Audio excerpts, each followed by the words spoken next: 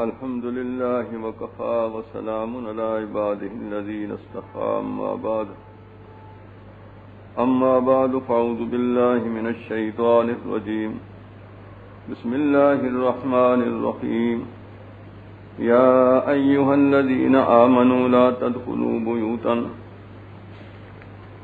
غير بيوتكم حتى تستأنسوا وتسلموا على أهلها ذلكم خير لكم لعلكم تذكرون فإن لم تجدوا فيها أحدا فلا تدخلوها حتى يؤذن لكم وإن قيل لكم ارجعوا فارجعوا أزكى لكم والله بما تعملون عليم ليس عليكم جناح أن تدخلوا بيوتا غير مسكونة فيها متاع لكم والله يعلم ما تبدون وما تكتمون قل للمؤمنين يغضوا من أبصارهم ويحفظوا فروجهم ذلك أزكى لهم إن الله خبير بما يصنعون وقل للمؤمنات يغضضن من أبصارهن ويحفظن فروجهن ولا يبدين زينتهن إلا ما ظهر منها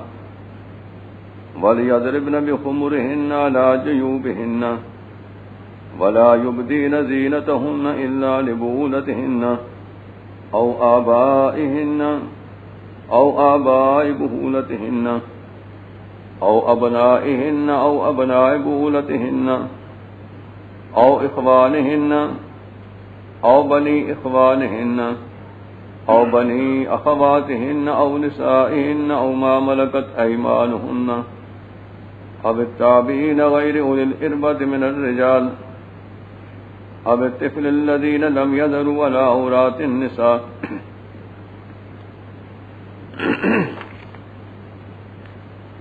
يَا أَيُّهَا الَّذِينَ آمَنُوا اے ایمان والو لا تدخلوا بیوتا مت جاؤ تم بیوتن کسی کے گھر میں غیر بیوتکم سوائے اپنے گھروں کے حتی تستانسوا یہاں تک کہ تم اجازت لے لو وتسلموا علی اہلہا اور سلام کرو تم ان کے رہنے والوں کو ذالکم خیر لکم یہ اجازت لے لینا اور سلام کہنا خیر لکم تمہارے لیے بہتر ہے لعلکم تذکرون تاکہ تم غور کرو تاکہ تم یاد کرو عمل کرو فَإِن لَّمْ تَجِدُوا فِيهَا أَحَدًا پھر اگر نہ پاؤ تم فیہا اس گھر میں احدًا کسی کو فَلَا تَدْخُلُوهَا پھر مت جاؤ اس گھر میں حَتَّى يُؤْذَنَ لَكُمْ یہاں تک کہ تم کو اجازت دی جائے وَإِنْ قِيلَ لَكُمُ ارْجِعُوا فَارْجِعُوا اور اگر تم سے کہا جائے ارجعوا واپس چلے جاؤ فارجعوا تو واپس لوٹایا کرو وَأَزْكَى لَكُمْ اس میں زیادہ ستھرائی ہے صفائی ہے تمہارے لیے وَاللَّهُ بِمَا تَعْمَلُونَ عَلِيمٌ اللہ تمہارے اعمال کو جانتے ہیں لَيْسَ عَلَيْكُمْ جُنَاحٌ اور تم پہ کوئی حرج نہیں کوئی گناہ نہیں أَن تَدْخُلُوا بُيُوتًا یہ کہ داخل ہو تم ایسے گھروں میں یہ کہ جاؤ تم ایسے گھروں میں غیر مسکونۃ جس میں کوئی بسنے والا نہیں فیہا متاع لکم اس میں تمہارا کچھ فائدہ ہے واللہ یعلم ما تبدون اللہ جانتے ہیں جو کچھ تم ظاہر کرتے ہو وما تکتمون جو کچھ تم چھپاتے ہو قل للمؤمنین آپ فرما دیں ایمان والے مردوں سے یغضوا من ابصارہم اپنی آنکھوں کو نیچے رکھا کریں وَيَحْفَظُوا فُرُوجَهُمْ اور اپنی شرمگاہوں کی حفاظت رکھیں ذَلِكَ أَزْكَىٰ لَهُمْ اس میں بڑی ستھرائی ہے اس میں بڑی پاکیزگی ہے ستھرائی ہے ان کے لیے إِنَّ اللَّهَ خَبِيرٌ بِمَا يَصْنَعُونَ بے شک اللہ کو خبر ہے جو کچھ یہ کرتے ہیں وَقُلْ لِلْمُؤْمِنَاتِ اور فرما دیں ایمان والی عورتوں سے یغضضن من ابصارہم نیچی رکھا کریں اپنی آنکھوں کو نیچی رکھا کریں اپنی نگاہوں کو وَيَحْفَظْنَ فُرُوجَهُنَّ اور حفاظت رکھیں اپنی شرمگاہوں کی وَلَا يُبْدِينَ زِينَتَهُنَّ اور مت ظاہر کریں اپنے زینت کو الا ما ظہر منها مگر وہ جو ظاہر ہوتا ہے اس سے. وَلْيَضْرِبْنَ بِخُمُرِهِنَّ عَلَى جُيُوبِهِنَّ اور چاہیے کہ ڈال دیا کریں اپنے دوپٹوں کو عَلَى جُيُوبِهِنَّ اپنے گریبان پر. وَلَا يُبْدِينَ زِينَتَهُنَّ اور نہ ظاہر کریں اپنی زینت کو إِلَّا لِبُولَتِهِنَّ مگر اپنے خامدوں کے سامنے او آبائهن یا اپنے باپ کے سامنے او آباء بولتهن یا اپنے خامد کے باپ کے سامنے او ابنائهن یا اپنے بیٹوں کے سامنے او ابناء بولتهن یا اپنے خامد کے بیٹوں کے سامنے او اخوانهن یا اپنے بھائیوں کے سامنے او بنی اخوانهن یا اپنے بھائیوں کے بیٹوں کے سامنے او بنی اخواتهن یا اپنی بہنوں کے بیٹوں کے سامنے بھانجوں کے سامنے او نسائهن یا اپنی عورتوں کے سامنے او ما ملکت ایمانهن یا ان باندیوں کے سامنے جن کے مالک ہیں دائیں ہاتھ ان کے. اب التابعین یا وہ مرد جو ساتھ رہنے والے ہیں غیر الاربہ جنہیں عورتوں سے کوئی غرض نہیں کوئی خواہش نہیں. اب الطفل الذین لم یحضروا علی عورات النساء یا ان بچوں کے سامنے جنہیں کوئی واقفیت نہیں عورتوں کی پوشیدہ رازوں پر. ولا یضربن برجلهن اور مت زور سے ماریں اپنے پاؤں زمین پر. لیعلم ما یخفین من زینتہن تاکہ معلوم ہو جائے جو زینت چھپاتی ہیں. وتوبوا الی اللہ جمیعا ایھا المؤمنون اور توبہ کرو تم اللہ کے سامنے جمیعا سب مل کر ایھا المؤمنون اے ایمان والو لعلکم تفلحون تاکہ تمہیں کامیابی حاصل ہو. سارے حضرات محبت سے دروشی پڑھ لیں. اللہم صلی علی سیدنا محمد وعلی آل سیدنا محمد وبارک وسلم علیہ. محترم حضرات یہ آپ کے سامنے سورہ نور کی چند آیتیں پڑھی ہیں. یہ 18واں پارہ ہے. اس سورت کا نام سورہ نور ہے. نور کہتے ہیں روشنی کو. یہ نور روشنی اندھیرے کے مقابلے میں ہے. اس سورت کا نام سورہ نور اس لیے ہے کہ اللہ پاک نے اس میں ہدایت کے نور کا تذکرہ فرمایا. آگے اسی سورت میں آتا ہے کہ اللہ پاک آسمان والوں کو زمین میں بسنے والوں کو ہدایت کا نور خدا عطا فرماتے ہیں. جس کو اللہ ہدایت کا نور دے دیں تو اسی کو یہ نور ملتا ہے. جسے اللہ یہ ہدایت کا نور نہ دیں تو اسے یہ نور نہیں مل سکتا. اور پھر کفار کے حالات بتائے کہ اللہ نے ان کی فطرت میں یہ نور ہدایت کی صلاحیت تو رکھی تھی کہ نور ہدایت حاصل کر سکتے ہیں. ان کی فطرت میں ہر آدمی کی فطرت میں بچہ ہے یا بچی ہے امیر ہے غریب ہے پیدائشی طور پہ ہر آدمی کی فطرت میں اللہ نے ہدایت کے نور کی استعداد صلاحیت رکھی تھی. لیکن جب ان کے پاس اللہ کی وحی پہنچی جس سے وہ ہدایت کا نور روشن ہوتا وہ چراغ جلتا وحی سے ان ظالموں نے کیا کیا کہ اللہ کی وحی کا انکار کر دیا اور پیغمبر صلی اللہ علیہ وسلم کی نبوت کا انکار کیا جس کی وجہ کر کے وہ جو اللہ نے ان کی فطرت میں نور ہدایت کی صلاحیت استعداد رکھی تھی وہ انہوں نے ختم کر دی. تو گویا کہ یوں سمجھیں کہ یہ اندھیروں میں پھنسے ہوئے ہیں. آگے اللہ پاک نے ان کے کفر اور شرک کی تاریکی کی مثال بیان فرمائی. تو اصل یہ ہے کہ اس سورت کا نام سورہ نور ہے اس لیے کہ اس میں نور ہدایت کا بیان ہے. اور یہ سورت بڑی جامع سورت ہے. اس میں اللہ نے احکام شریعہ کو تفصیل سے بیان فرمایا. بالخصوص وہ احکام جن کا تعلق مسلمانوں کی معاشرت سے معاشرے سے ہے. یہ اس لیے احکام تفصیل سے بتائے ہیں تاکہ مسلمان کا معاشرہ پاکیزہ رہے ستھرا رہے یہ گندگی سے بچ جائے. اس لیے اللہ پاک نے اس سورت کے اندر یہ احکام اور مسائل تفصیل سے اللہ نے بیان فرمایا۔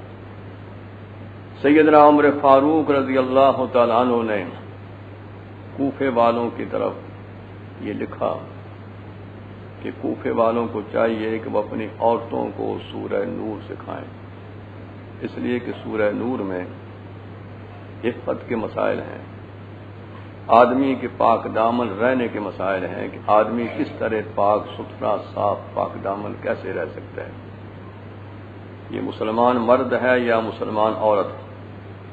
جیسے بھی میں نے آیتیں پڑھی ہیں، ان آیتوں میں سے اللہ پاک رسول صلی اللہ علیہ وسلم کو فرما رہے ہیں کہ آپ ایمان والے مردوں کو حکم دے دیں یغضوا من ابصارہم، اپنی آنکھوں کو نیچے رکھا کریں، اپنی نگاہ کو آنکھوں کو نیچے رکھیں۔ ایک تو حکم یہ دیا ایمان والے مردوں کو، اور دوسرا حکم یہ ہے وَيَحْفَظُوا فُرُوجَهُمْ، اپنی شرمگاہوں کی بھی حفاظت رکھیں، یہ کسی کے سامنے ظاہر نہ کریں، اس کی حفاظت رکھیں۔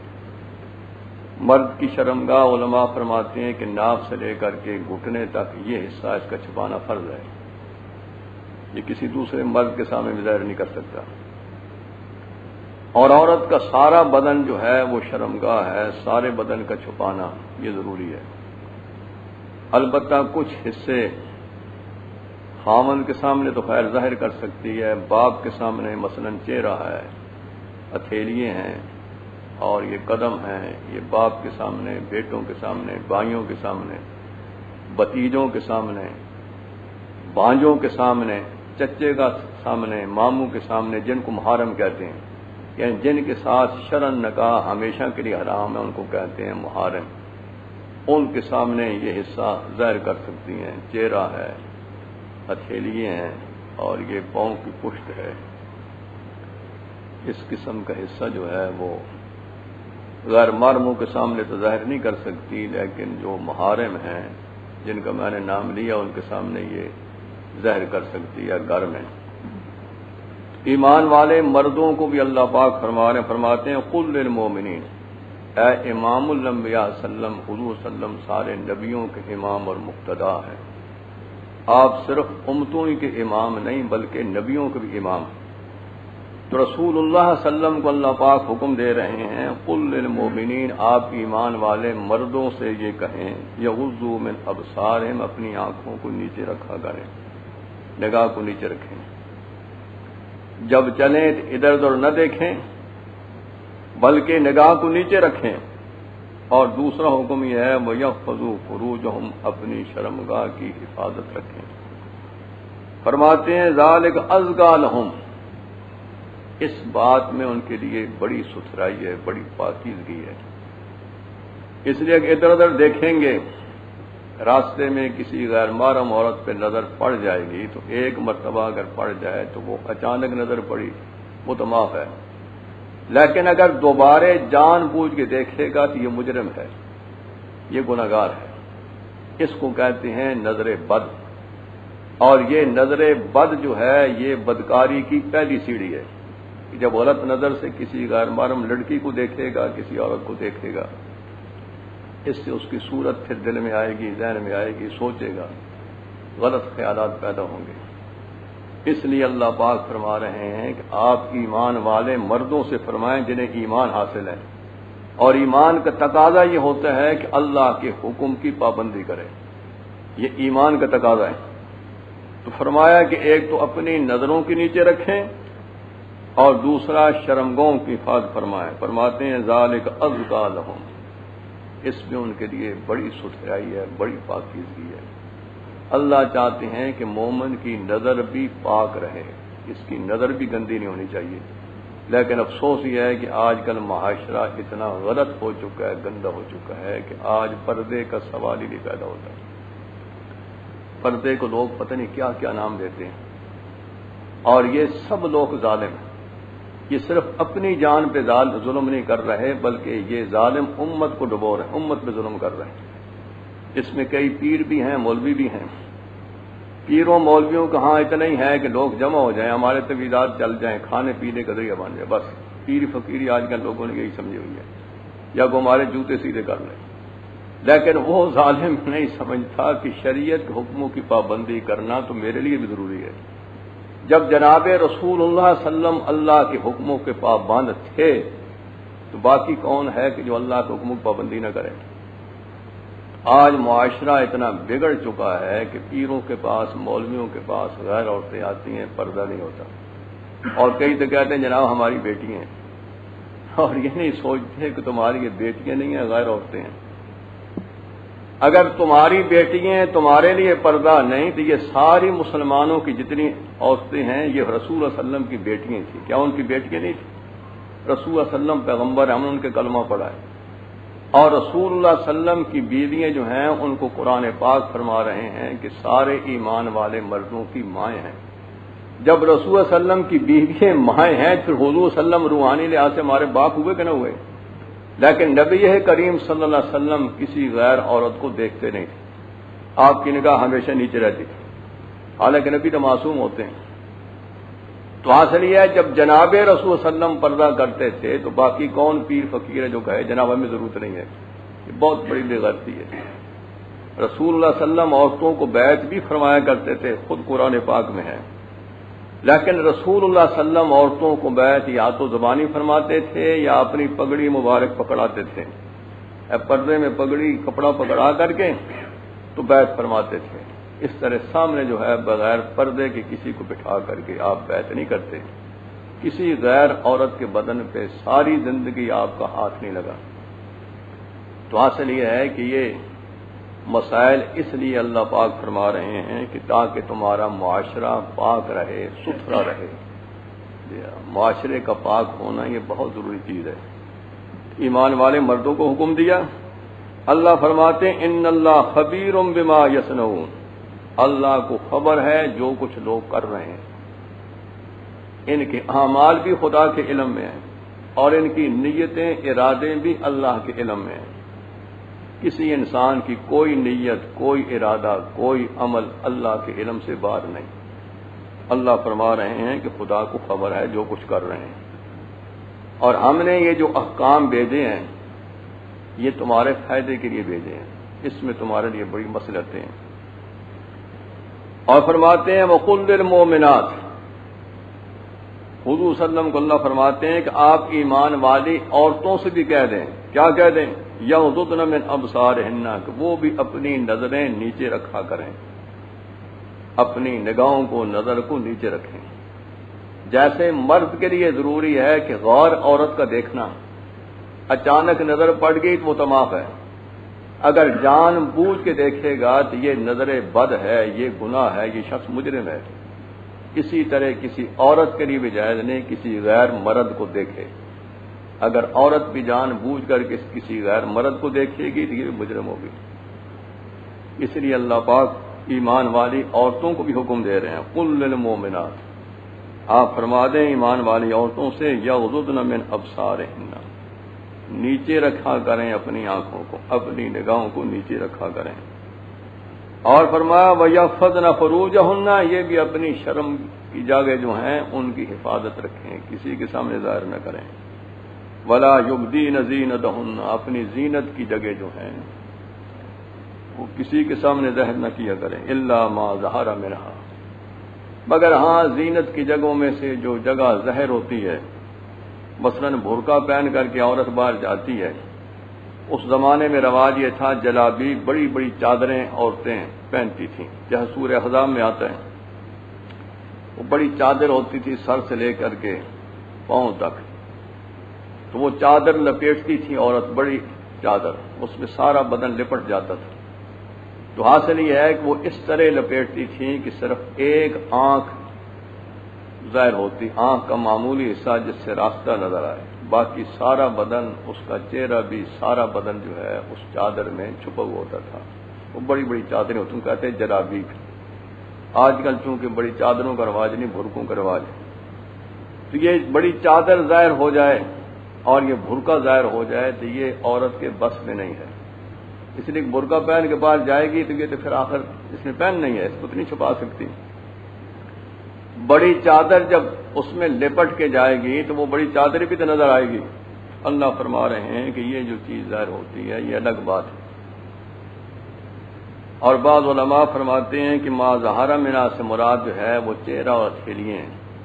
ہمارے فقہا کہتے ہیں کہ پاؤں کی پشت بھی عورت ظاہر کر سکتی ہے نماز کے اندر، نماز میں عورت اپنا چہرہ بھی ظاہر کرے، ننگا رکھے، اور اپنے ہاتھ کی یہ ہتھیلیاں اتنی ہتھیلیاں اور پاؤں کی پشت جو ہے یہ نماز میں ظاہر کرے۔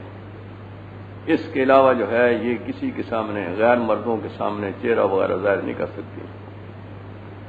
اگر کسی شدید مجبوری کی وجہ کر کے عورت اپنا چہرہ ظاہر کرے یا ہتھیلیاں ظاہر کرے تو مردوں کو حکم یہ ہے کہ اپنی نظر نیچے رکھیں۔ اگر کسی مجبوری کی وجہ سے عورت نے چہرہ ظاہر کیا ہے تو اس کا یہ مطلب نہیں کہ مرد دیکھنا شروع کر دیں، اسی لیے پہلے حکم دیا ہے کہ ایمان والے مردوں سے کہو کہ اپنی نظر نیچے رکھا کریں، سمجھے کہ نہیں؟ عورتوں کو بھی حکم دیا ہے کہ یہ بھی اپنی نظر نیچے رکھا کریں، کسی غیر محرم کو مت دیکھیں۔ اچانک نظر پڑ جائے تو ٹھیک ہے، لیکن بعد دوسری مرتبہ ارادے کے ساتھ قصداً نہ دیکھیں گے تو یہ نظر غلط ہوگی اور یہ گنہگار ہوں گی۔ اس لیے اللہ پاک فرما رہے ہیں کہ یہ عورتیں اپنی زینت کو چھپا کے رکھیں، اور اگر کوئی زینت کی جگہ ظاہر کرنی ہے تو محرم کے سامنے ظاہر کر سکتی ہیں، لیکن محارم کے بھی درمیان فرق ہے۔ خامند کے سامنے تو ظاہر کر سکتی ہے، اس سے تو پردہ نہیں۔ باپ کے سامنے بھی سارا بدن نہیں ظاہر کر سکتی، صرف ہتھیلیاں ہیں اور یہ چہرہ ہے، اور سر بھی ظاہر کر سکتی ہے باپ کے سامنے۔ اور اسی طرح اپنے خامند کا باپ جس کو سسر کہتے ہیں، سسر کے سامنے صرف چہرہ ظاہر کر سکتی ہے، ہتھیلیاں ظاہر کر سکتی ہے، اس لیے کہ سسر کے ساتھ اس کا نکاح ہمیشہ کے لیے حرام ہے۔ جس کو بہو کہتے ہیں نا، یہ بہو کا نکاح سسر سے ہمیشہ ہمیشہ کے لیے حرام ہے۔ اگر اس کا خامند اسے طلاق بھی دے دے، مطلقہ ہو جائے، عدت بھی گزر جائے، عدت گزرنے کے بعد بھی سسر سے نکاح اس کا ہمیشہ کے لیے حرام ہے، سسر سے نکاح نہیں ہو سکتا۔ تو سسر کے سامنے چہرہ وغیرہ یہ ہتھیلیاں ظاہر کر سکتی ہے۔ اسی طرح فرماتے ہیں او ابنائہن، یا اپنے جو بیٹے ہیں، بیٹوں کے سامنے چہرہ ہتھیلیاں وغیرہ سر ظاہر کر سکتی ہیں۔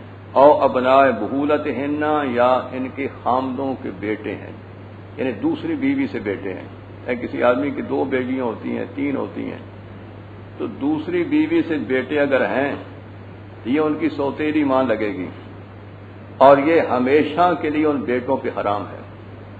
اس کا نکاح ان کے لیے کسی صورت میں جائے، ہمیشہ کے لیے محرمات ابدیہ میں سے ہیں۔ تو فرماتے ہیں کہ خامدوں کے جو بیٹے ہیں ان کے سامنے بھی اپنا چہرہ ہتھیلیاں یہ ظاہر کر سکتی ہیں۔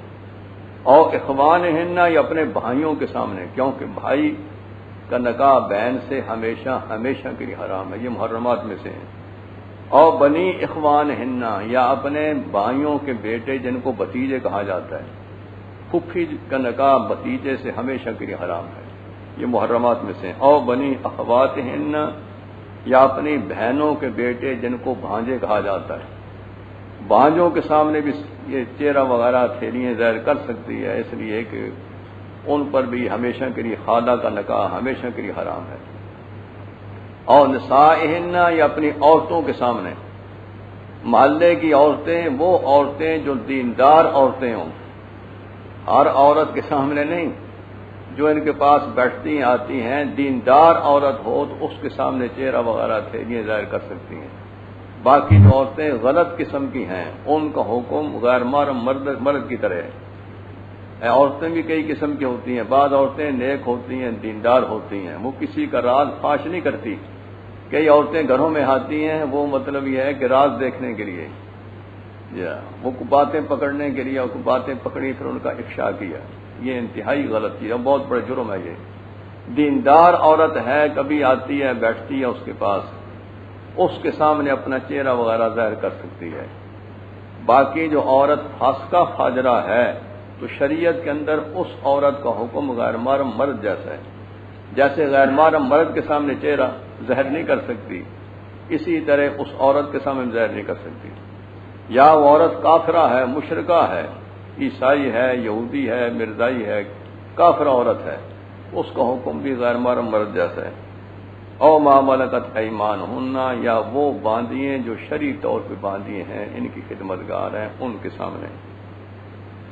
یا کوئی ایسے پاگل آدمی مرد ہیں جن کے دماغ ٹھکانے نہیں، صرف کھانے پینے میں غرض ہے، عورتوں کی ان کو خواہش نہیں، تو ایسے مرد کے سامنے جو گھروں میں رہتے ہیں اور عورت کی اسے کوئی خواہش نہیں ہے، وہ اس قابل ہی نہیں، عورت کے قابل ہی نہیں ہے، اس کے سامنے بھی چہرہ اگر ظاہر کرے تو کوئی حرج نہیں ہے۔ یا وہ چھوٹے بچے کہ جن کے اندر مطلب شہوت ہے ہی نہیں، عورتوں کی مطلب یہ ہے کہ چھپی ہوئی جگہوں سے وہ واقف ہی نہیں ہے، ان کے سامنے اللہ تعالیٰ فرما رہے ہیں کہ یہ اپنی زینت کی جگہوں کو ظاہر کر سکتی ہیں۔ زینت سے یہ مراد نہیں کہ سارے بدن کو ظاہر کر سکتی ہیں، میں نے بتایا چہرے وغیرہ کو ظاہر کر سکتی ہیں۔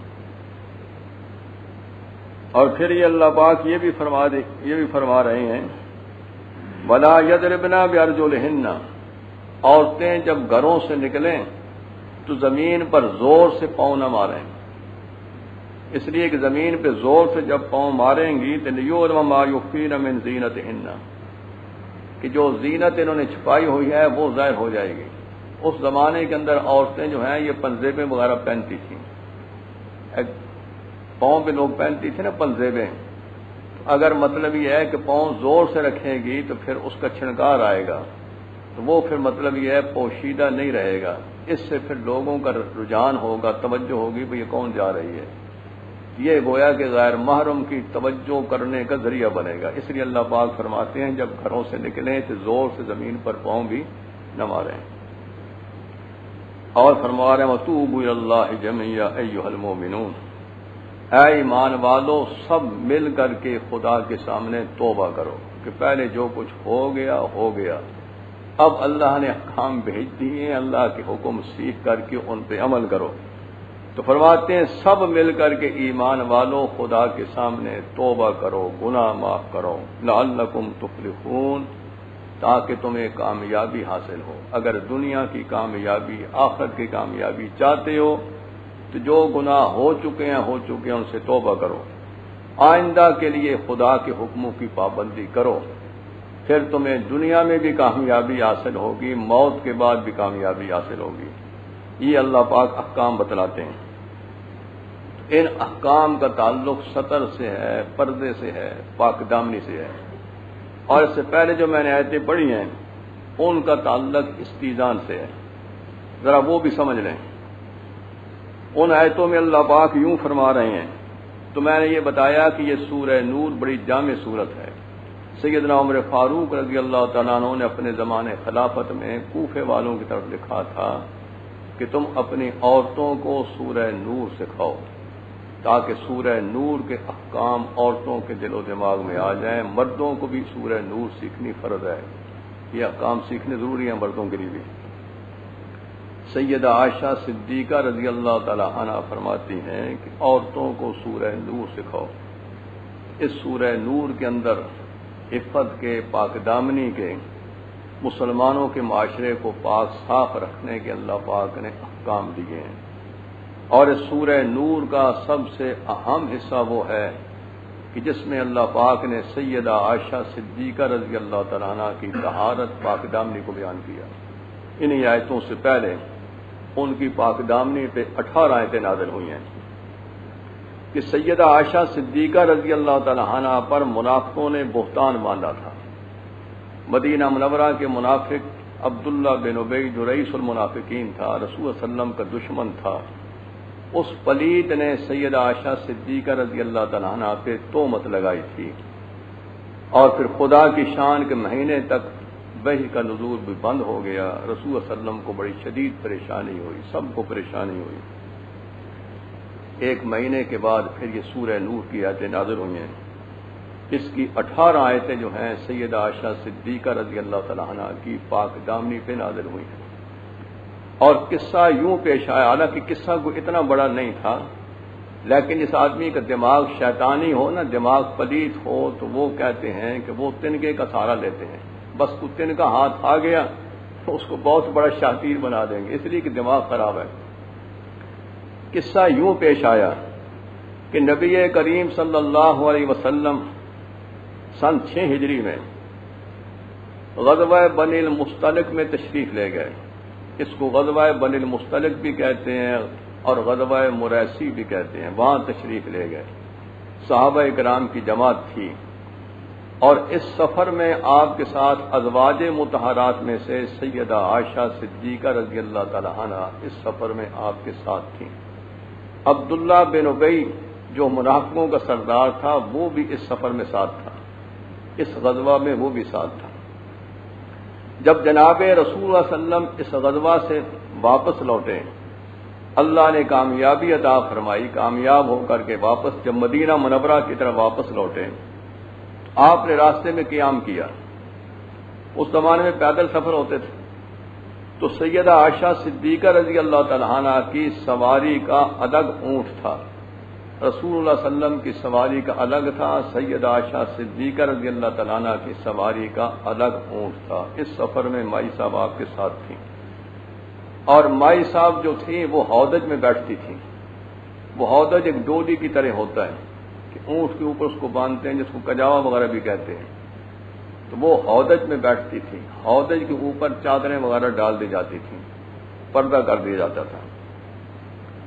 اس زمانے میں مائی صاحب کی عمر بھی چھوٹی تھی اور پھر کو ہلکی پھلکی تھی، وزن بھی نہیں تھا، تو آپ جو ہیں ہودج میں بیٹھتی تھیں۔ نبی کریم صلی اللہ علیہ وسلم غزوہ بنی المصطلق سے واپس مدینہ شریف تشریف لا رہے تھے، تو راستے میں قیام فرمایا۔ رات کا وقت تھا، رات کا وقت تھا تو پھر اعلان کروا دیا گیا کہ بھائی جس کسی کو کوئی ضرورت ہو، وہ حاجت ہو، ضرورت ہو، تو اپنی ضروریات سے فارغ ہو جائیں، اس لیے کہ قافلہ رخصت ہونے والا ہے۔ جب قافلہ رخصت ہوتا ہے نا تو اعلان کر دیا جاتا ہے۔ رات کا آخری وقت تھا، تو سیدہ عائشہ صدیقہ رضی اللہ عنہا فرماتی ہیں کہ مجھے پیشاب کی ضرورت پیش آئی، قضاء حاجت کی ضرورت پیش آئی، تو میں اپنے ہودج سے نکل کر گئی، کیونکہ ہودج جہاں قافلہ ٹھہرتا تھا نا تو اس کو اونٹ سے اتار کے نیچے زمین پہ رکھتے تھے، اور اس کے اوپر چادریں وغیرہ رکھی ہوتی تھیں، مکمل پردہ ہوتا تھا۔ تو بھائی صاحب فرماتی ہیں کہ میں پیشاب کے لیے چلی گئی، بھئی قافلہ رخصت ہونے والا ہے، اس لیے ضرور سے فارغ ہو جائیں۔ تو فرماتی ہیں کہ میں قافلے سے ہٹ کر کے دور چلی گئی۔ جب میں فارغ ہوئی تو خدا کی شان کہ میرے گلے میں جو ہار تھا وہ گر گیا۔ اب رات اندھیرے کا وقت ہے، خدا کی شان دیکھیے، وہ ہار گر گیا۔ اس ہار کی تلاش میں میں لگ گئی، ہار کی تلاش میں وقت لگ گیا۔ جب مجھے ہار ملا تو میں واپس آئی تو دیکھا قافلہ چلا گیا، یہاں کوئی آدمی نہیں تھا، قافلہ چلا گیا۔ جب قافلہ چلا گیا تو مائی صاحب نے یہ رائے قائم کی کہ مجھے یہاں ہی ٹھہرنا چاہیے، جب آگے چل کر کے مجھے تلاش کریں گے تو میں نہیں ملوں گی، تو پھر یہاں ہی مجھے لینے کے لیے آئیں گے۔ مائی صاحب نے یہ رائے قائم کر کے مائی صاحب وہ چادر جو میں نے بتایا نا، بڑی چادریں ہوتی تھیں اس دور میں، جس میں سر سے لے کر کے پاؤں تک عورتیں لپٹ جاتی تھیں، مائی صاحب فرماتی ہیں وہ چادر لپیٹ کے میں بیٹھ گئی۔ لیکن رات کا وقت تھا، مجھے نیند آئی تو میں چادر لپیٹ کر کے سو گئی۔ جب چادر لپیٹ کے سو گئی تو حضرت صفوان بن معطل صحابی تھے رسول اللہ صلی اللہ علیہ وسلم کے، ان کو رسول اللہ صلی اللہ علیہ وسلم نے یہ ہدایت کی تھی کہ آپ قافلے سے پیچھے رہا کریں۔ آپ قافلے سے پیچھے فاصلے پہ رہتے تھے، اس لیے تاکہ قافلے کی کوئی چیز رہ جائے نا تو وہ گری پڑی چیز جو ہے اٹھا کر کے قافلے میں پہنچا دیتے تھے۔ وہ پیچھے فاصلے پہ رہتے تھے، وہ پیچھے نماز پڑھتے رہتے تھے، ذکر اذکار کرتے، اپنی تسبیحات پڑھتے، عبادت مصروف رہتے۔ تو مائی صاحب فرماتی ہیں کہ میں چادر میں لپٹ کر کے بیٹھ گئی، نیند کا غلبہ ہوا اور سو گئی۔ تو فرماتی ہیں کہ وہ صحابی صفوان بن معطل رضی اللہ تعالی عنہ وہ اس جگہ پہنچے کہ جہاں میں لیٹی ہوئی تھی، جہاں سے قافلہ کوچ کر گیا تھا، وہ صبح کے وقت پہنچے۔ صبح کے وقت پہنچے، انہیں دور سے نظر آیا کہ یہاں کو آدمی لیٹا ہوا ہے۔ جب قریب آیا تو انہوں نے مجھے پہچان لیا، اس لیے جب پردے کا حکم نازل نہیں ہوا تھا نا، تو بھائی صاحب فرماتی ہیں کہ جب پردے کا حکم نازل نہیں ہوا تھا تو انہوں نے مجھ کو دیکھا تھا، تو مجھے دیکھ کر کے پہچان لیا اور اونچی آواز سے پڑھا انا للہ و انا الیہ راجعون۔ اس کو کہتے ہیں استرجاع کا کلمہ، ان اونچی آواز سے پڑھا انا للہ و انا الیہ راجعون۔ مائی صاحب فرماتی ہیں جب انہوں نے انا للہ پڑھا تو میرے کان میں آواز پہنچی تو میں بیدار ہو گئی اور میں نے اپنا چہرہ چھپا لیا، اور پھر اس نے اونٹ میرے سامنے بٹھا کر کے اونٹ کے 4 پاؤں ہوتے ہیں، 2 اگلے پاؤں ہوتے ہیں، ایک پاؤں کو رسی کے ساتھ باندھ دیا تاکہ اونٹ کھڑا نہ ہو جائے، رسی کے ساتھ باندھ دیا اور میں اس پر اطمینان سے بیٹھ گئی اور وہ مہار پکڑ کر کے آگے چل پڑے، بس اتنی سی بات تھی۔ اور دوپہر کے وقت ہم قافلے میں پہنچ گئے۔ جب دوپہر کے وقت قافلے میں پہنچے، عبداللہ بن ابی تو بڑا خبیث آدمی، پلید آدمی تھا، خدا کی شان کہ اسے پتہ چلا، اس نے دیکھا، اس نے پھر اس قسم کی باتیں وغیرہ چلانی شروع کر دی، اس قسم کی باتیں چلائیں۔ مدینہ منورہ میں آئے، اس نے پھر اس قسم کی باتیں، تہمت کی باتیں چلانی شروع کر دیں۔ تو حاصل یہ ہے کہ پھر جب اس نے یہ پروگنڈا شروع کیا، منافقین کی پوری جماعت تھی، اور اس پروگنڈے سے 3 مسلمان بھی متاثر ہوئے۔ اب پروگنڈا کرنے والے جب زیادہ ہو نا، بڑی جماعت ہو، تو پھر کئی سادے سودے مسلمان بھی شریک ہو جاتے ہیں، بولے بازے، وہ تحقیق نہیں کرتے، وہ سمجھتے ہیں جناب اتنے بڑے لوگ جو آخر بات کہہ رہے ہیں تو کچھ واقعہ ہوگا، کچھ نہ کچھ ہوگا۔ تو وہ فرماتے ہیں کہ مسلمانوں میں سے صرف 3 آدمی شامل ہوئے، باقی سب کی اللہ نے حفاظت فرمائی۔ ان 3 میں سے 2 مرد تھے، 1 عورت تھی۔ مردوں میں سے ایک تھے حضرت حسان بن ثابت جو حضور صلی اللہ علیہ وسلم کے شاعر تھے، اور دوسرے حضرت مستہ تھے۔ حضرت مستہ سیدنا ابوبکر صدیق رضی اللہ عنہ کے یا بھانجے تھے یا خالہ زاد بھائی تھے۔ مستہ یہ 2 مردوں میں سے تھے، اور ایک عورت تھی جن کا نام تھا امنہ بنت جاش۔ یہ 3 شامل ہو گئے۔ خدا کی شان، جب یہ پروگنڈا زوروں پہ ہوا، اللہ نے وحی کا نزول بند کر دیا، رسول صلی اللہ علیہ وسلم پہ وحی بھی نازل ہونی بند ہو گئی۔ اگر وحی آتی تو معاملہ کھل جاتا۔ پروگنڈا زوروں پہ ہوا۔ مائی صاحب فرماتی ہیں مجھے تو پتہ نہ چلا، جب پتہ نہ چلا تو ایک دن اس وقت یہ ہوتا تھا کہ عورتیں رات کے وقت پیشاب کے لیے باہر جایا کرتی تھی۔ یہ ہمارے علاقے میں یہ دستور تھا، گھروں کے اندر یہ چیزیں اس زمانے میں نہیں بنی ہوئی تھیں، ہمارے اپنے علاقے میں ابھی تک یہ رواج تھا۔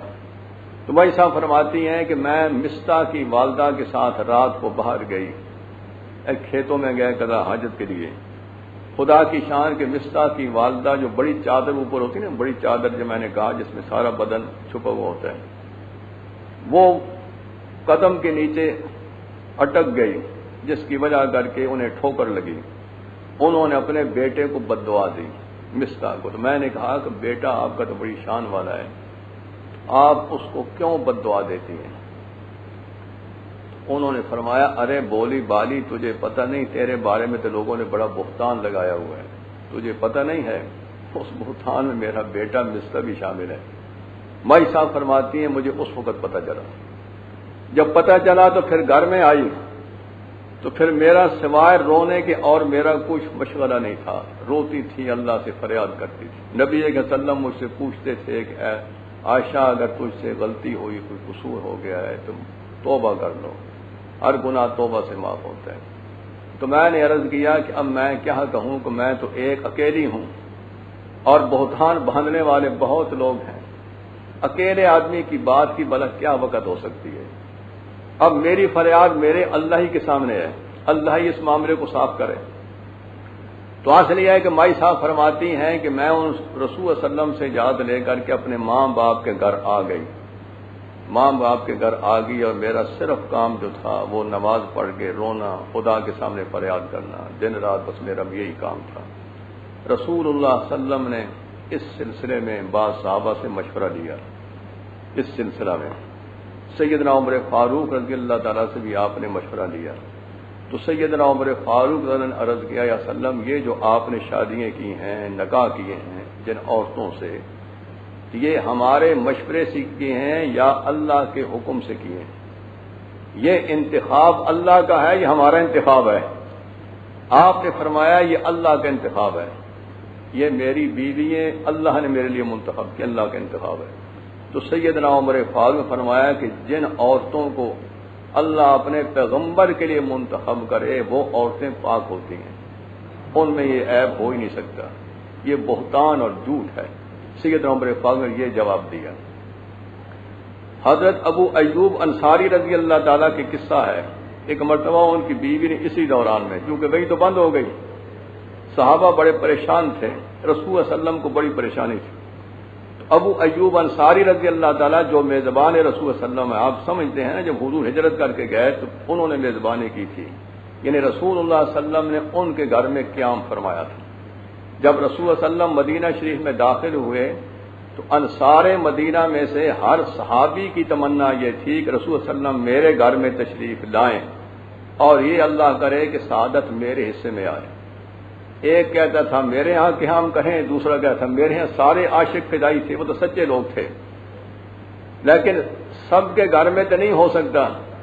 تو رسول اللہ صلی اللہ علیہ وسلم نے فرمایا کہ میری اونٹنی جس کے گھر کے پاس جا کر کے دروازے کے پاس بیٹھ جائے گی میں اسی کا مہمان بنوں گا، اور میری اونٹنی اللہ کے حکم سے جائے گی۔ میری اونٹنی جس کے گھر کے دروازے کے پاس بیٹھ جائے گی میں اسی کا مہمان ہوں گا۔ خدا کی شان پہ حضور صلی اللہ علیہ وسلم کی اونٹنی جو ہے ابو ایوب انصاری تعالیٰ کے گھر کے سامنے بیٹھی، تو سیدنا ابو ایوب انصاری رضی اللہ تعالیٰ عنہ حضور صلی اللہ علیہ وسلم کے میزبان، ان کے گھر کے دو حصے تھے، اوپر بھی تھا نیچے بھی تھا۔ وہ فرماتے ہیں کہ ایک حصہ ہم اپنے پاس رکھا، ایک حصہ ہم نے حضور صلی اللہ علیہ وسلم کی رہائش کے لیے دے دیا۔ اسی سلسلے میں جب یہ بہتان لگایا گیا، ابو ایوب انصاری تعالیٰ بیوی نے ان سے کہا کہ عائشہ صدیقہ کے بارے میں لوگ اس طرح، مدینہ کے لوگ اس طرح باتیں کرتے ہیں۔ انہوں نے فرمایا کہ تم بتا کہ کیا تم ایسا کام کر سکتی ہے؟ اس نے کہا جی میں تو نہیں کر سکتی۔ تو انہوں نے فرمایا جب تم ایسا کام نہیں کر سکتی تو وہ صدیق کی بیٹی ہے، وہ بیٹی ہے صدیق کی، اور زوجہ مطہرہ ہے امام الانبیاء صلی اللہ علیہ وسلم کی، وہ کیسے کر سکتی ہے؟ یہ بہتان ہے۔ قرآن پاک نے ان لوگوں کی تعریف فرمائی۔ تو اصل یہ ہے کہ آپ نے مشورہ لیا تو مشورے میں اس قسم کی باتیں ہوئیں، لیکن وحی کا نزول بند رہا، جس میں حضور صلی اللہ علیہ وسلم بڑے پریشان ہوئے۔ ایک مہینے کے بعد پھر یہ سورہ نور نازل ہوئی جس میں یہ آیتیں نازل ہوئیں، اور 18 آیتیں اللہ پاک نے سیدہ عائشہ صدیقہ رضی اللہ تعالی عنہا کی طہارت میں، پاک دامنی میں اللہ نے بیان فرمائی۔ خدا کی شان دیکھیے کہ سیدنا یوسف علیہ السلام پہ بھی بہتان لگایا گیا تھا۔ زلیخا نے بہتان لگایا کہ نہیں؟ لیکن جب ان پہ بہتان لگایا تھا وہ بھی خدا کے نبی تھے کہ نہیں؟ بہتان لگایا، عورت کہنے لگی کس نے مجھے ورغلایا، وہ فرمانے لگے کس نے مجھے ورغلایا، وہ تو بھاگ رہے تھے، پیچھے سے مطلب یہ پکڑا اور قمیض پھٹ گئی۔ ایک معصوم بچہ تھا زلیخا کے خاندان کا، اس معصوم بچے کو اللہ نے گویائی دی، بولنے کی طاقت دی، اس نے صفائی پیش کی۔ قرآن پاک میں ہے اس بچے نے کہا کہ دیکھو یہ قمیض پیچھے سے پھٹی ہوئی ہے یا آگے سے، اگر قمیض آگے سے پھٹی ہوئی ہے تو پھر وہ عورت سچی ہے، یہ جھوٹے ہیں، اور اگر قمیض پیچھے سے پھٹی ہوئی ہے تو پھر یہ سچے ہیں، عورت جھوٹی ہے۔ یہ اس بچے نے شہادت دی۔ جب دیکھا گیا تو سیدنا یوسف علیہ السلام کی قمیض پیچھے سے پھٹی ہوئی تھی، تو یہ دلیل اس بات کی تھی کہ یہ بھاگنا چاہتے تھے، وہ پکڑنا چاہتی تھی، جب بھاگنا چاہتے تھے پکڑنا چاہتی تھی تو قمیض پھٹ گئی۔ تو اصل یہ ہے کہ جب ان پہ یہ الزام لگایا گیا تو صفائی اللہ نے کس سے دلوائی؟ کہ معصوم بچے سے۔ اسی طرح حدیث میں آتا ہے کہ ایک راہب پر بھی بہتان لگایا گیا۔ ایک راہب تھا، عبادت گزار تھا، سیدنا عیسیٰ علیہ السلام کا امتی تھا، ان کی شریعت کا پابند تھا، ان کی شریعت کے مطابق اللہ کی عبادت کرتا تھا، بعد جنگل میں رہتا تھا۔ اس پر بھی ایک نوجوان لڑکی نے بہتان لگایا۔ بہتان یہ لگایا کہ وہ نوجوان تھی، بغیر شادی شدہ کی تھی، اس کا بیٹا پیدا ہو گیا۔ جب لڑکا پیدا ہو گیا تو لوگوں نے کہا کہ یہ لڑکا کہاں سے لے آئی؟ اس لڑکی نے اس راہب پر، اس اللہ کے ولی پر بہتان لگایا کہ یہ بیٹا جو ہے وہ اس کا ہے، وہ جنگل میں رہتا ہے، اللہ اللہ کرتا ہے، نمازیں پڑھتا ہے، فلاں کرتا ہے، یہ اس کا ہے۔ جب اس عورت نے اس راہب پر یہ الزام لگایا، تہمت لگائی، تو لوگوں کو جوش آیا، لوگ وہاں گئے، اس پہ حملہ کیا، اس بیچارے کو مارا پیٹا، اس کا مکان تھا، اس کا مکان بھی لوگوں نے گرا دیا، مکان بھی گرا دیا اور بیچارے کو مارا بھی۔ تو جب لوگوں نے اس کو مارا تو اس راہب نے کہا کہ میں نے یہ کام نہیں کیا، اللہ نے مجھے محفوظ رکھا ہوا ہے، صرف یہ ہے کہ میری والدہ کی مجھے بد دعا ہے۔ اس کا قصہ بخاری سے حدیث میں یہ آتا ہے، وہ ایک دفعہ نماز پڑھ رہا تھا، نفل نماز پڑھ رہا تھا، جیسے صوفی لوگ نفل نماز پڑھ رہا تھا، پیچھے سے ماں نے بلانا شروع کر دیا، ماں بلا رہی ہے، وہ نماز پڑھ رہا ہے، نفل نماز پڑھ رہا ہے، تو وہ کہہ رہا کہ یہ نماز ہے، نماز کیسے توڑوں، توڑ کر کے ماں کو جواب دوں، ماں کی بات سنوں۔ ماں بیچاری بلاتی ہے، لیکن بعض عورتیں بے صبری ہوتی ہیں، سمجھے کہ نہیں، جب صبر نہ ہونا تو پھر اللہ ہی رحم فرمائے۔ وہ نماز پڑھ رہا ہے، ماں پیچھے سے بلا رہی ہے، بلا بلا کر کے ماں جب تنگ ہوئی تو ماں کی منہ سے یہ بات نکلی، اللہ تجھے مرنے سے پہلے پہلے کسی بدکار عورت کے منہ لگائے، کسی بدکار عورت کے منہ لگائے۔ تو پھر یہی واقعہ پیش ہوا۔ اس راہب نے کہا کہ میں نے یہ جرم نہیں کیا ہے، صرف یہ ہے کہ میری والدہ کی بد دعا ہے۔ حضرت مولانا سید انور شاہ کشمیر رحمۃ اللہ علیہ اس حدیث پہ فرماتے تھے کہ وہ راہب اللہ کا ولی تھا، لیکن اس کی سمجھ کمزور تھی۔ اگر سمجھ اچھی ہوتی تو نفلی عبادت توڑ کر کے ماں کی بات سن لیتا کہ یہ بہتر تھا۔ یہ نفلی فرض نماز تو نہیں تھی، نفل پڑھ رہا تھا نا، اگر اس کے ہوش ٹھکانے ہوتے، عقل مند زیادہ عقل مند ہوتا، اس کے ذمہ یہ مناسب تھا کہ نفلی نماز توڑ دیتا، ماں کی بات سنتا، اور اس کے بعد دوبارہ نفل پڑھ سکتا ہے، کیونکہ نفل پڑھنے میں تو حرج نہیں ہے، پھر پڑھ سکتا ہے۔ لیکن اس نے نفلوں میں زور دیا، ماں بیچاری بلاتی رہی، بلا بلا کے جب جواب نہ آیا تو اس نے بد دعا دی۔ پھر ماں کی بد دعا کا اثر تو پاک اثر ہے، لیکن لوگ کہاں ہیں ماننے والے، اللہ ہی رحم فرمائے۔ لوگوں نے کہا تم جھوٹ کہتے ہو، اس نے کہا اس بچے کو میرے سامنے لے آؤ، اس بچے کو میرے سامنے لاؤ۔ وہ شیرخوار بچہ ہے، دوسرے کے تیسرے دن کا بچہ ہے۔ جب اس کو لایا گیا، اس راہب نے اس کے سر پہ ہاتھ رکھ کر کے کہا کہ اے بچے، تو خدا کے حکم سے بول کے بتا کہ تو کس کا بیٹا ہے، سمجھے کہ نہیں۔ اس نے پھر اللہ نے اس کو توفیق دی، طاقت دی بولنے کی۔ اس نے بول کے کہا کہ میں فلاں چروائے کا بیٹا ہوں، وہ جنگل میں جو اجڑ چراتا ہے نا، چروائے بھیڑ بکری چرا، میں اس کا بیٹا ہوں۔ اس بچے کو اللہ نے یہ گویائی دی، یہ طاقت عطا فرمائی۔ اللہ نے مطلب یہ ہے کہ اپنے ولی کی صفائی جو کروائی تو معصوم بچے سے کروائی کہ نہیں کروائی۔ سیدہ مریم صدیقہ حضرت عیسیٰ علیہ السلام کی والدہ ہیں کہ نہیں؟ سیدنا عیسیٰ علیہ السلام کو اللہ نے بغیر باپ کے پیدا کیا ہے، اپنی قدرت سے پیدا کیا، خدا کی طاقت۔ اللہ نے آدم علیہ السلام کو ماں باپ دونوں کے بغیر پیدا کیا، عیسیٰ علیہ السلام کو اللہ نے صرف ماں سے بغیر باپ کے پیدا کیا۔ قرآن پاک فرماتے ہیں ان مثل عیسیٰ عند اللہ کمثل آدم، عیسیٰ علیہ السلام کی مثال اللہ کے ہاں ایسی ہے جیسا کہ آدم علیہ السلام کی ہے۔ آدم علیہ السلام کو اللہ نے دونوں کے بغیر پیدا کیا، تو جو اللہ دونوں کے بغیر پیدا کر سکتے ہیں وہ باپ کے بغیر ہی پیدا کر سکتے ہیں۔ اللہ کے ہاں تو طاقت ہے۔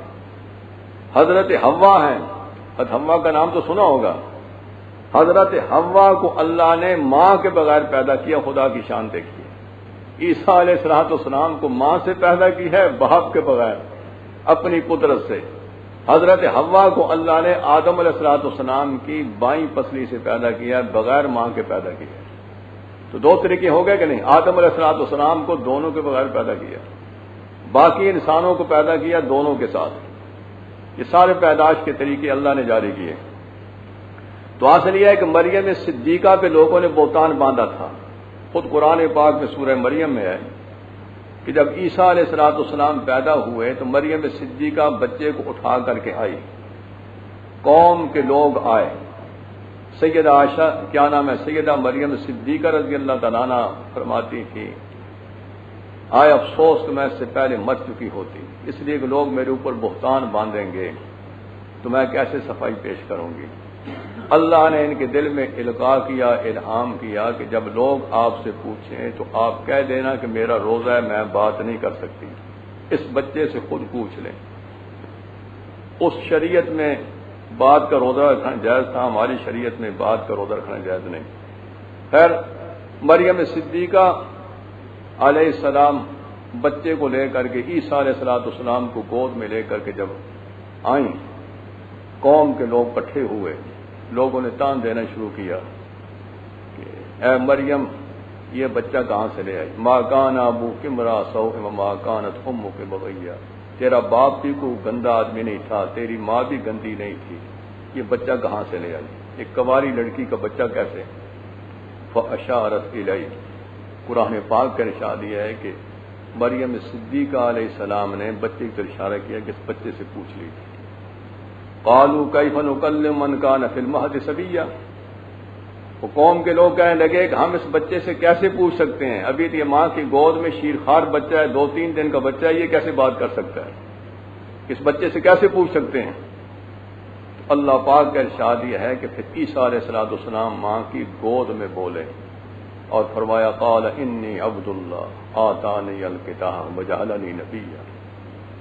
عیسیٰ علیہ السلام ماں کی گود میں بول کے فرمایا انی عبد اللہ، میں اللہ کا بندہ ہوں، خدا کا بیٹا نہیں، ماں جیسے عیسائی کہہ رہے ہیں، بیٹا نہیں، انی عبد اللہ، اللہ کا بندہ ہوں۔ آتانی الکتاب، اللہ نے مجھے کتاب دی، وجعلنی نبیا، خدا نے مجھے نبی بنایا، وجعلنی مبارکن اینما کنت، اللہ نے مجھے برکتوں والا بنایا، میں جہاں کہیں بھی ہوں، زمین پر ہوں تب بھی برکتیں، آسمان پہ ہوں تب بھی برکتوں والا بنایا۔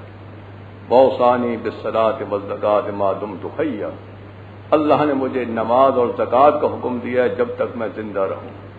وَبَرًّا بِوَالِدَتِي، اور مجھے اللہ نے حکم دیا ہے کہ میں اپنی ماں کا فرما بردار بن کر کے رہوں۔ اگر باپ بھی ہوتا نا پھر والدہ کہتے نا، فرمایا وَبَرًّا بِوَالِدَتِي، اللہ نے مجھے حکم دیا ہے کہ میں اپنی ماں کا خدمتگار فرما بردار بن کر کے رہوں۔ وَلَمْ يَجْعَلْنِي جَبَّارًا شَقِيًّا، اللہ نے مجھے جبار اور بدبخت نہیں بنایا۔ یہ سیدنا عیسیٰ علیہ السلام نے ماں کی گود میں اپنی ماں کی صفائی پیش کی کہ نہ کی؟ اب جب باری آئی سیدہ عائشہ صدیقہ کی، مسلمانوں کی ماں کی، سید عطا اللہ شاہ بخاری رحمۃ اللہ علیہ، اللہ پاک شاہ صاحب کی قبر کو منور فرمائے، سید عطا اللہ شاہ بخاری فرماتے تھے کہ جب میری ماں کی باری آئی، مدینہ کے منافقوں نے میری ماں عائشہ صدیقہ پہ تہمت لگائی، سمجھے کہ نہیں؟ عیسیٰ علیہ السلام کی امت کے یہودیوں نے ان کی ماں پہ تہمت لگائی، مریم اس لگائی کہ نہ لگائی؟ لیکن ان کی صفائی اللہ نے عیسیٰ علیہ السلام سے کروائی کہ نہ کرائی؟ یوسف علیہ السلام پہ تہمت لگائی، ان کی صفائی بھی اللہ نے معصوم بچے سے کروائی۔ تو شاہ صاحب رحمۃ اللہ علیہ فرماتے تھے کہ جب میری ماں کی باری آئی، اس امت کے یہودیوں نے، بدبختوں نے، منافقوں نے جب میری ماں پہ تہمت لگائی تو پھر اللہ نے میری ماں سیدہ عائشہ صدیقہ کی صفائی خود بیان کی۔ اللہ کو خود گواہوں کے مقام میں آنا پڑا، اللہ خود گواہوں میں آ کر کے اللہ نے خود گواہی دی، اور 18 آیتیں نازل ہوئیں، اور جو مسلمان اس میں شریک ہو گئے تھے پروپگنڈے میں، اللہ نے ان کو تنبیہ کی۔ اللہ فرماتے ہیں کہ یوں کیوں نہ ہوا کہ جب تم نے یہ باتیں سنی تم یوں کہتے ما یکون ان نتکلم بہذا، ہماری شایان شان نے کہ ہم اس قسم کی بات زبان سے کہہ سکیں، سبحانک، اے اللہ تو پاک ہے، اے اللہ تو پاک ہے کہ تیرے نبی کے گھر میں ایک ایسی عورت ہو، ایسی عورت رکھنے سے تو پاک ہے۔ سبحانک ھذا بہتان عظیم، اے اللہ تو پاک ہے، یہ بہت بڑا بہتان ہے، ھذا افک مبین، یہ سری جھوٹ ہے، سری طوفان ہے۔ 18 آیتیں نازل ہوئی، اور پھر اللہ نے مطلب یہ ہے کہ منافقوں کو ڈانٹا اور اس پہ حد قذف جو حکم جاری ہوا، حضور صلی اللہ علیہ وسلم نے ان پہ حد قذف جاری فرمائی، اور پھر اللہ نے ایک ضابطہ بیان کیا۔ اس ضابطے میں اللہ تعالیٰ نے فرما دیا، اللہ نے فرمایا کہ بری عورتیں جو ہیں الخبیثات للخبیثین، پلیت گندی عورتیں پلیت مردوں کے لیے ہوا کرتی ہیں، والخبیثون للخبیثات، پلیت مرد پلیت عورتوں کے لیے ہوا کرتے ہیں، والطیبات للطیبین، پاکیزہ عورتیں پاکیزہ مردوں کے لیے ہوا کرتی ہیں، والطیبون للطیبات، پاکیزہ مرد پاکیزہ عورتوں کے ہوتے ہیں، اولئک مبرؤون مما یقولون، یہ لوگ پاک ہیں معصوم ہیں ان گندی باتوں سے جو یہ منافق کہہ رہے ہیں۔ یہ دیکھو کتنی صفائی بیان کی۔ اب ہر آدمی سوچ سکتا ہے جناب رسول صلی اللہ علیہ وسلم تو پاک ہیں کہ نہیں، تو پھر آپ کی بیویاں پاک ہیں کہ نہیں؟ سمجھے، قرآن پاک نے آپ کی بیویوں کو پاک قرار دیا ہے۔ اب اگر کوئی شخص رسول صلی اللہ علیہ وسلم کی کسی بیوی کے بارے میں یہ خیال گندا خیال رکھتا ہے تو اللہ فرماتے ہیں کہ یہ لعنتی لوگ ہیں، ان پہ خدا کی دنیا میں بھی لعنت ہے، آخرت میں بھی لعنت ہے۔ اس لیے جب رسول اللہ صلی اللہ علیہ وسلم پاک ہیں تو رسول صلی اللہ علیہ وسلم کے ازواج مطہرات وہ بھی پاک ہیں۔ اس لیے قرآن پاک نے جوڑ بتلا دیا اور فرمایا اولئک مبرؤون، یہ لوگ پاک ہیں، یہ پاک ہیں، مما یقولون، ان باتوں سے جو یہ منافق کہہ رہے ہیں۔ تو حاصل یہ ہے کہ اس سورہ نور کا سب سے اہم حصہ وہ ہے جو سیدہ عائشہ صدیقہ رضی اللہ تعالیٰ عنہ کی پاک دامنی کے بارے میں آیتیں نازل ہوئی۔ یہ سورہ نور ہے، اس کے مسائل احکام کا سیکھنا ضروری ہے۔ اب یہ جو میں نے آیتیں پڑھی ہیں، ان آیتوں میں سے ابتدائی آیتوں میں اللہ پاک استیذان کا حکم دے رہے ہیں۔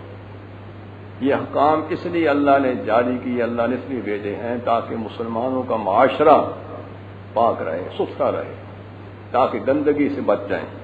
اس لیے اللہ فرما رہے ہیں یا ایھا الذین آمنوا لا تدخلوا بیوتا غیر بیوتکم، اے ایمان والو لا تدخلوا بیوتا، مت داخل ہو کسی کے گھر میں، یعنی کسی کے گھر میں مت جاؤ، غیر بیوتکم، اپنے گھروں کے علاوہ۔ ذرا یہ باتیں توجہ سے سن لیں۔ اللہ ایمان والوں کو فرما رہے ہیں کہ اے ایمان والو، اپنے گھروں کے علاوہ، جس گھر میں تم رہتے ہو، اپنے گھروں کے علاوہ کسی کے گھر میں مت جانا جب تک دو باتیں حاصل نہ کر لو۔ وہ دو باتیں کیا؟ حتی تستانسوا، یہاں تک کہ گھر والے سے اجازت حاصل کرو۔ جس گھر میں جانا چاہتے ہو نا، تو پہلے گھر کے رہنے والے آدمی سے اجازت حاصل کرو باہر کھڑے ہو کر کے۔ اور دوسری بات کیا؟ تسلموا علی اہلھا، جب تمہیں اندر جانے کی اجازت مل جائے تو گھر میں رہنے والے مسلمانوں کو سلام کہو السلام علیکم۔ تو فرمایا کہ جب کسی کے گھر میں جانا چاہتے ہو، کسی کو ملنے کے لیے جانا چاہتے ہو، تو کسی کے گھر میں مت جانا بغیر اطلاع کے، کسی کے گھر میں مت گھس جانا، مت جانا۔ اس لیے کہ معلوم نہیں گھر والا کس حال میں ہے، نماز پڑھ رہا ہے، وضو کر رہا ہے، سویا ہوا ہے، کھانا کھا رہا ہے۔ تو فرمایا کسی کے گھر میں جب جانا ہو تو پہلے دو باتیں حاصل کرو باہر کھڑے ہو کر کے۔ ایک تو گھر میں جانے کی اجازت حاصل کرو، اور جب اجازت مل جائے تو پھر گھر میں جا کر کے گھر والوں کو السلام علیکم کہو، سلام کہو۔ فرماتے ہیں ذالکم خیر لکم، اللہ فرماتے ہیں کہ یہ باتیں تمہارے لیے بہتر ہیں، یہ ہم نے اس لیے حکم تمہیں دیا ہے لعلکم تذکرون، تاکہ ہمارا حکم یاد کر کے اس پہ عمل کرو۔ تو حاصل یہ ہے کہ اس کو کہتے ہیں مسئلہ استیذان۔ استیذان کا مطلب یہ ہے اجازت حاصل کرنا۔ اس میں اللہ پاک فرما رہے ہیں کہ اپنے گھر کے علاوہ، اپنے گھر سے مراد یہ ہے کہ ایک تو وہ گھر ہے، وہ کمرہ ہے جس میں صرف یہی رہتا ہے، یعنی ایک وہ کمرہ ہے جس میں یہی رہتا ہے، اس میں جب جائے تو پھر اجازت لینے کی ضرورت نہیں، کیونکہ اس کمرے میں یہی رہتا ہے، اس کے ساتھ اس کی ماں نہیں رہتی، بیٹی نہیں رہتی، بہن بھائی نہیں رہتے، بہو نہیں رہتے، یہ صرف اکیلا ہی رہتا ہے۔ تو پھر ایسے گھر میں اگر جانا ہے تو پھر اجازت لینے کی ضرورت نہیں، کیونکہ اس کمرے میں خود ہی رہتا ہے۔ اور اگر اس کے ساتھ گھر میں یہ ہے کہ اس میں اللہ پاک استیذان کا حکم، استیذان کہتے ہیں اذن حاصل کر، اجازت حاصل کرنا۔ اللہ فرماتے ہیں کہ کسی مسلمان کے رہنے والے گھر میں، بسنے والے گھر میں اس وقت تک مت جاؤ جب تک کہ دو باتیں حاصل نہ کر لو۔ ایک تو یہ ہے کہ اجازت لو اندر جانے کی، اور دوسرا یہ ہے جب اجازت مل جائے تو اندر جا کے گھر والوں کو السلام علیکم کہو۔ یہ دو باتیں۔ اب جو اجازت لینی ہے اجازت لینے کے دو طریقے ہیں. ایک طریقہ یہ ہے کہ دروازہ کھڑکائیں، لیکن اتنا دب کے دروازہ نہ کھڑکائیں تاکہ گھر والے بیچارے ڈر جائیں کہ یا اللہ کیا بات ہوگی. سمجھے کہ نہیں؟ آرام سے دروازہ کھڑکائیں. سمجھے کہ نہیں؟ جس کو کہتے ہیں دستک دینا. آواز آرام سے دروازہ کھڑکائیں تاکہ گھر والے گھبرائیں نہیں. اور بہترین یہ ہے کہ وہ سلام کہیں. یعنی بہترین یہ ہے کہ کیا دروازہ کھڑکائیں، سلام دیں، کہیں السلام علیکم، اور پھر اپنا ساتھ نام بھی بتائیں کہ فلاں آدمی ملنے کے لیے آنا چاہتا ہے. فلاں آدمی مثلا عبداللہ ملنے کے لیے آتا ہے، لیکن گھر والوں کو پتہ نہیں عبداللہ کون سا. عبداللہ کئی ہیں. یہ بتایا جو عبداللہ فلاں محلے کا رہنے والا ہے، فلاں کا بیٹا ہے عبداللہ، وہ ملنے کے لیے آتا ہے. تو پھر گھر والوں کو پتہ چل جائے گا کہ یہاں فلاں عبداللہ آتا ہے. سمجھے کہ نہیں؟ تو پھر گھر والا جو ہے مانوس ہو جائے گا کہ نہیں ہو جائے گا. آج کل یہ چیزیں نہیں رہی. اللہ پاک فرماتے ہیں کہ کسی کے رہنے کے گھر میں نہ جاؤ جب تک اجازت نہ حاصل کرو. اجازت حاصل کرنے کا کیا طریقہ ہے؟ اجازت حاصل کرنے کا ایک طریقہ یہ ہے دروازہ کھڑکائیں. آج کل گھنٹیاں لگی ہوئی ہیں. سمجھے کہ نہیں؟ اس زمانے میں گھنٹیاں نہیں تھیں، دروازے ہوتے تھے. دروازہ کھڑکائے. اور مصنون طریقہ یہ ہے کہ بجائے دروازہ کھڑکانے کے سلام کہے اونچی آواز سے. دروازے کی ایک طرف کھڑا ہو، درمیان میں نہ کھڑا ہو تاکہ اندر نظر نہ پڑے. ایک طرف کھڑے ہو کر کے اونچا کہے السلام علیکم، سلام کہے، اور پھر اپنا ساتھ نام بھی بتائے کہ فلاں آدمی ہے وہ ملنے کے لیے آنا چاہتا ہے. ایک دفعہ بھی سلام کہے اور پھر وقفے کے بعد دوبارہ پھر کہے السلام علیکم اور اپنا نام بھی بتائے. اور پھر وقفے کے بعد تیسری مرتبہ کہے السلام علیکم، اپنا نام بھی بتائے. اگر اندر سے جواب آ جائے تو ٹھیک ہے، اگر نہ آئے تو پھر واپس چلا جائے. یہ نہیں کہ وہاں جم کر کے بیٹھ جائے، یہ نہیں، واپس چلا جائے. نبی کریم صلی اللہ علیہ وسلم حضرت جابر بن عبداللہ تعالیٰ عنہ کو ملنے کی تشریف لے گیا ان کے گھر میں. جب وہاں تشریف لے گئے تو آپ نے باہر سے سلام کیا، فرمایا السلام علیکم، سلام دیا. حضرت جابر کو نہیں بلکہ حضرت سعد بن عبادہ کو ملنے تشریف لے گئے. سعد بن عبادہ انصاری صحابی تھے، ان کے گھر تشریف لے گیا ان کو ملنے کے لیے. تو بعد سے آپ نے اجازت طلب کی. اجازت طلب کرنے کیا طریقہ؟ آپ نے سلام کیا السلام علیکم. انہوں نے پہچان لیا حضور صلی اللہ علیہ وسلم تشریف لائے ہیں. انہوں نے آہستہ سے سلام کا جواب دیا وعلیکم السلام، لیکن جواب آہستہ دیا جو حضور صلی اللہ علیہ وسلم نے نہیں سن سکا. ان کی خواہش یہ تھی کہ حضور صلی اللہ علیہ وسلم پھر مجھے سلام کریں، اس لیے کہ یہ تو دعا ہے سلامتی کی. آپ نے تھوڑے وقفے کے بعد پھر فرمایا السلام علیکم. انہوں نے اندر سے آہستہ سے وعلیکم السلام یہ رد کیا. تو پھر آپ نے تھوڑے وقفے کے بعد پھر السلام علیکم تیسری مرتبہ کہا. انہوں نے پھر آہستہ سے وعلیکم السلام کہا. رسول صلی اللہ علیہ وسلم نہیں سن سکے. 3 بار سلام کرنے کے بعد حضور صلی اللہ علیہ وسلم واپس چل پڑے.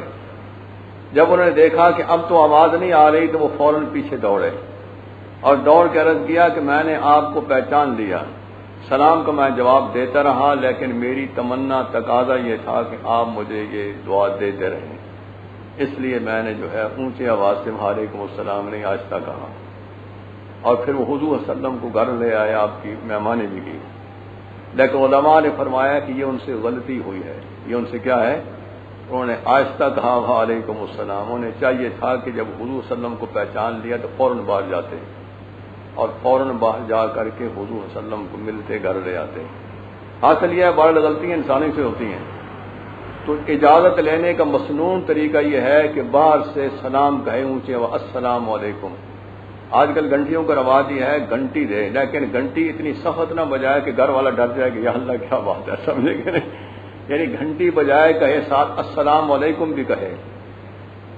اور تھوڑے وقفے کے بعد پھر جو ہے وہ کیا ہے کہ گھنٹی بجائے السلام علیکم بھی کہے. تیسرے بار پھر، اس لیے ہو سکتا ہے وہ نماز پڑھتا ہو یا کھانا کھا رہا ہو یا پیشاب کر رہا ہو. اتنی مہلت دینی چاہیے کہ جس سے مطلب یہ ہے کہ وہ جواب دے سکے. تو یہ تھوڑے تھوڑے وقفے کے بعد گھنٹی بھی کھڑکائے، جیسے آج کا رواج گھنٹیوں کا ہے، ساتھ السلام علیکم کہے اور پھر اپنا نام بھی بتایا کہ فلاں آدمی ملنے کے لیے آنا چاہتا ہے، اگر اجازت ہو تو آ جائے، تاکہ اگلا آدمی اندر والا پہچان لے فلاں آدمی ہے. اور بات سمجھے کہ نہیں؟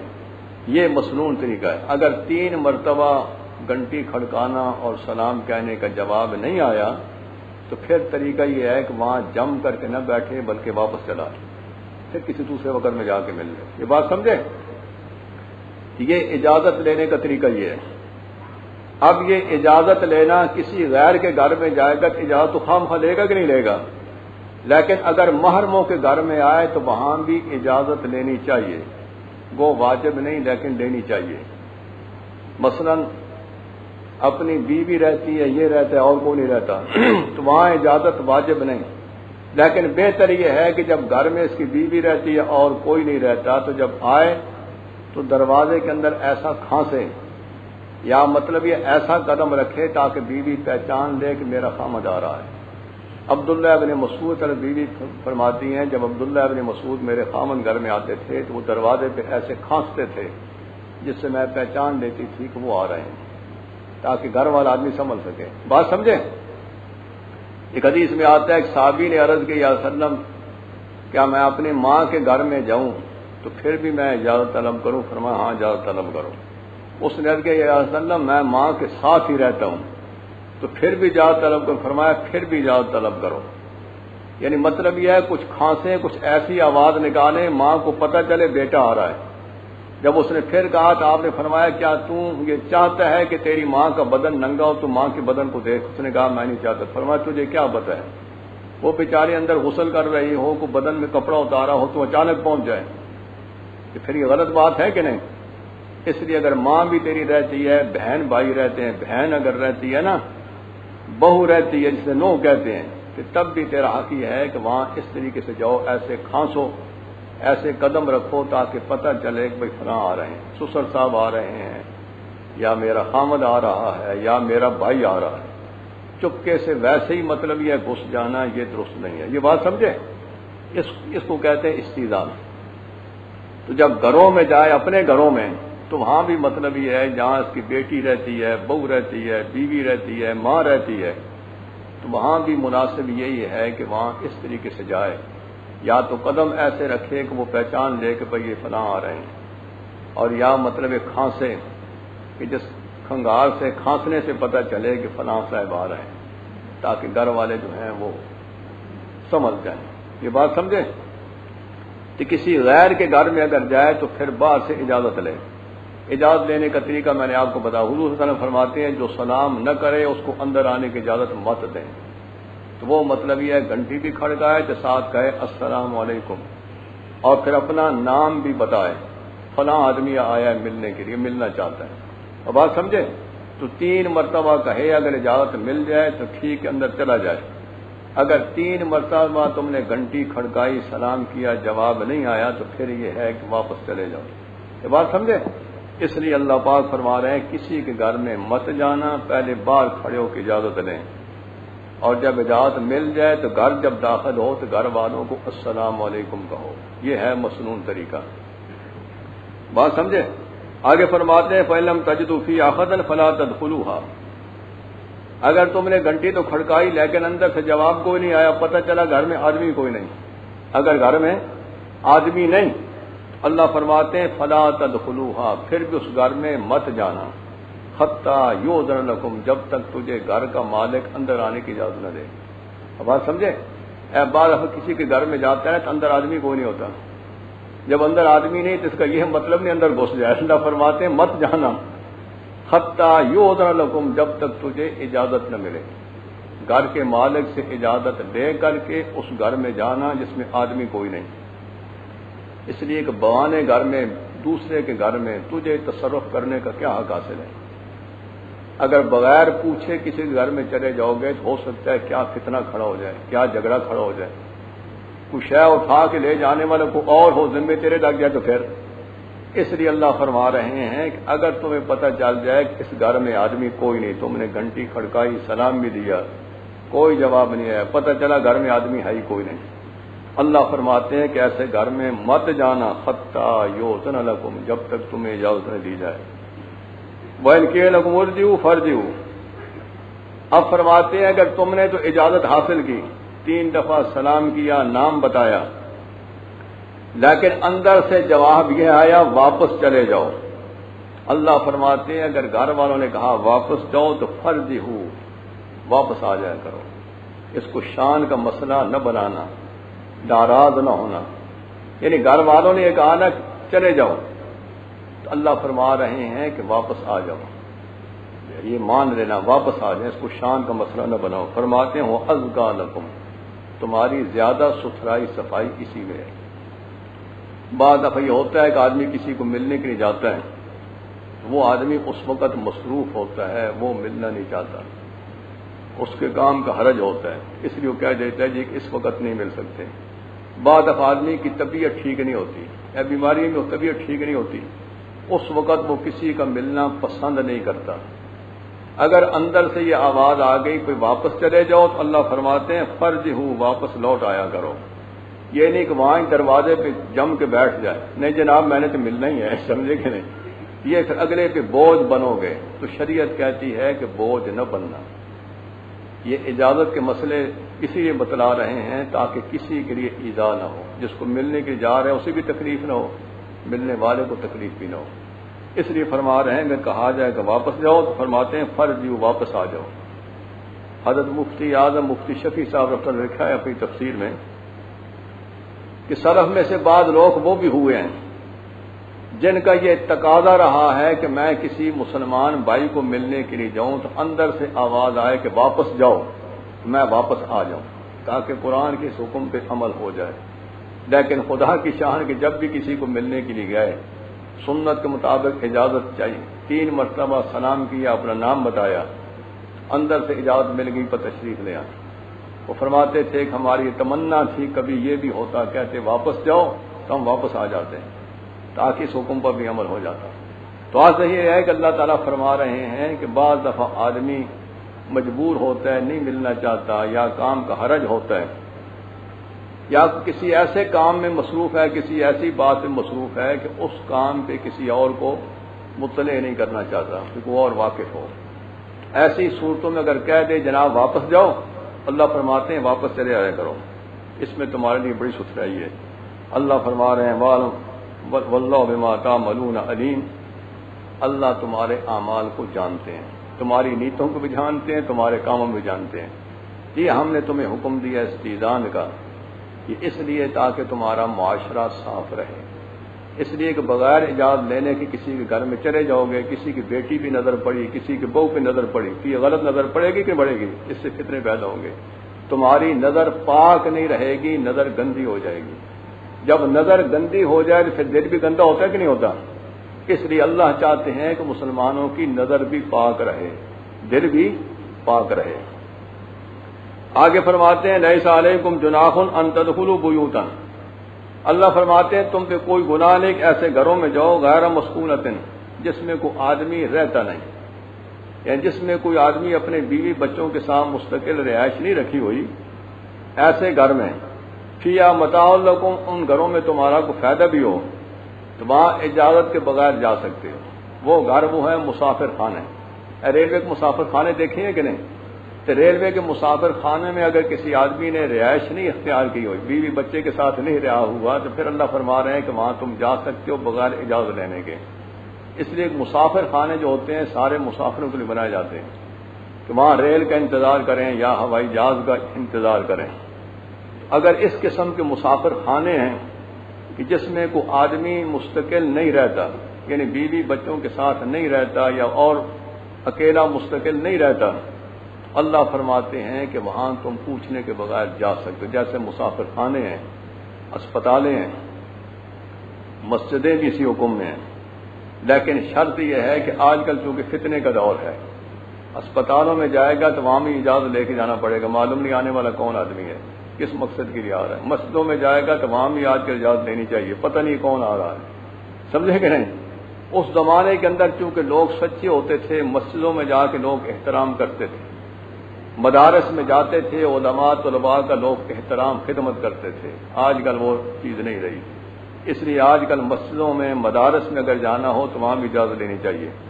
کئی لوگ آتے ہیں مدرسے میں آ کے طلباء کے پاس بیٹھتے ہیں، گپے لگاتے ہیں، یا استادوں کے پاس بیٹھ جائیں گے گپے لگائیں گے۔ اگر استاد ان کے پاس نہ بیٹھیں تو پھر ناراض ہوتے ہیں، اگر بیٹھیں تو گپے لگائیں گے، وقت ضائع ہوگا، کئی لوگ استادوں کے ساتھ دوستیاں لگا کے استادوں کو گمراہ کرتے ہیں، سمجھے کہ وہاں سے بھگا دیتے ہیں۔ اس لیے آج کل کسی مدرسے میں بھی کسی کو بغیر اجازت جانا یہ درست نہیں ہے۔